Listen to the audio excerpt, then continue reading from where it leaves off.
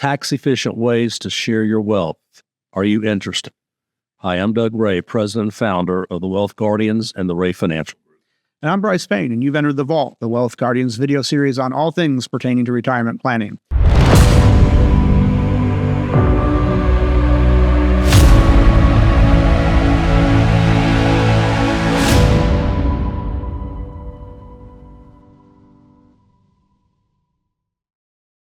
In this episode, we're going to talk about 6 strategies for sharing your wealth in the most tax-efficient ways possible.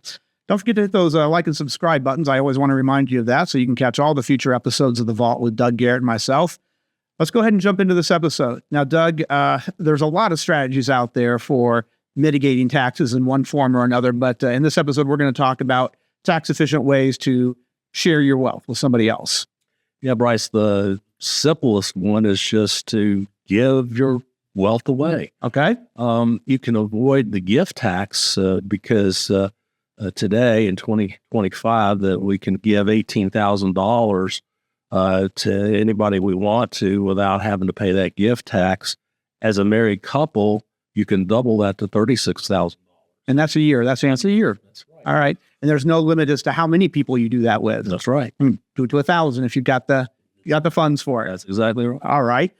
So that's one way. Let's talk about 529 college plans. Yeah, this is a great way to share your wealth because 529 plans can be used now, not just for college, but from K through high school. So if you want to pay for private schooling for a grandchild or something like that, you can contribute as much as $90,000 to a 529 plan. To each one, right. To each one. And they're also transferable. Yeah, so it's not if you do it for a particular grandchild and that person got scholarships or whatnot and didn't need them, the money doesn't go away. They can transfer it over to some other grandchild or somebody else within the family. Exactly. All right, well, that's a great one as well. What about charitable contributions? A lot of people are prone toward this. Yeah, a lot of people are charitably inclined, especially, they like to tithe, give money to the church, synagogue, that kind of thing. Obviously, you can give it to any qualified 503c entity, hospitals, American Cancer Society, Total Towers, that kind of thing. Maybe not a family member. Not a family member. Okay. You can't do that. That's too bad. All right. What about, this one's a little bit more complicated, gifting through appreciated stock. What's this about? Yeah, we've had quite a bull run here since October of 22, and many folks out there have some highly appreciated stock. Apple Computer comes to mind. NVIDIA's had a heck of a run. So if you want to share your wealth, this is a great way to do it. You can give your appreciated stock to a charity, get a tax write-off for it. Okay.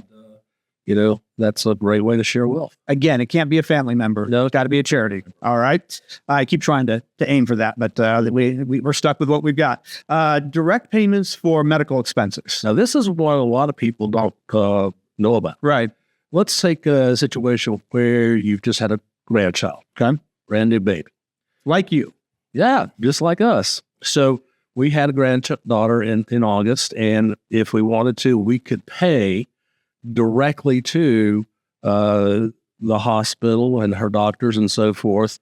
And that would be a great way of sharing our wealth, and we wouldn't have to worry about the gift tax. Okay, so it's got to be paid directly to the hospital. You can't route it through your family member. Exactly. And would this take away from the first one that we talked about, the annual gift exclusion, or is this on top of it? No, it does not meet the gift tax requirements at all. Right. So it's a direct payment to the medical provider, gotcha. Hospital, whatever. Okay, so even if it wouldn't subtract from that 18,000 that you were talking about a year. Oh, great. Okay, that's a bonus.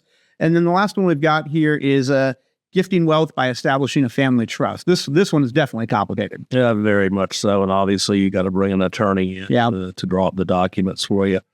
But yes, you can basically set aside some of your wealth, maybe some of that highly appreciated stock, put it into a family trust. It needs to be irrevocable because that basically gets it out of your estate. Right.